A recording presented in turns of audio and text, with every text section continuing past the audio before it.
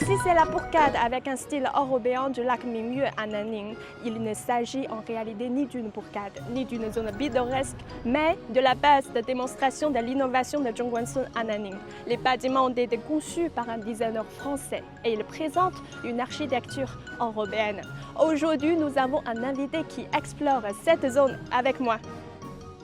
Le parc se compose de 13 bâtiments de style européen qui abritent des entreprises de haute technologie dans les domaines de l'intelligence artificielle, des technologies de l'information de nouvelle génération, de la vie et de la santé, et de la fabrication d'équipements.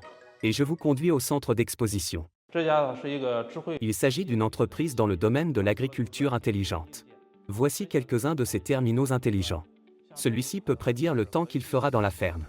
Le capteur mesure les données de l'exploitation, puis les analyse et les transmet au portable de l'agriculteur.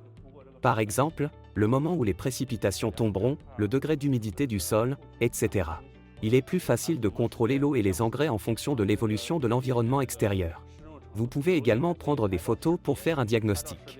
Par exemple, si les feuilles sont jaunes, nous pouvons prendre une photo pour identifier le type de maladie dont il s'agit et le type de médicament à utiliser. Cette entreprise participe activement à la construction de l'initiative La Ceinture et la Route, et ses produits ont déjà atteint le Laos, le Cambodge, la Malaisie en Asie du Sud-Est et jusqu'au Nigeria en Afrique. Le propriétaire disposait d'un capital de départ relativement limité et il espérait que nous pourrions lui accorder des politiques préférentielles. Nous avons trouvé un expert de Beijing pour faire une évaluation, et nous avons estimé que son produit pouvait atteindre un très large éventail de scénarios d'application. Nous lui avons donc donné un site gratuit, et nous l'avons également aidé à trouver des institutions financières pour l'aider. Le parc héberge également des projets en phase de démarrage, comme ceux des étudiants.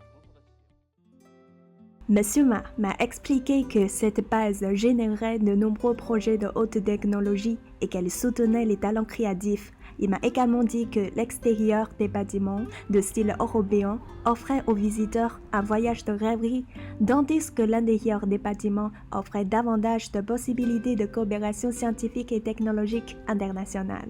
La combinaison des deux est comme la coexistence du romantisme et de la raison.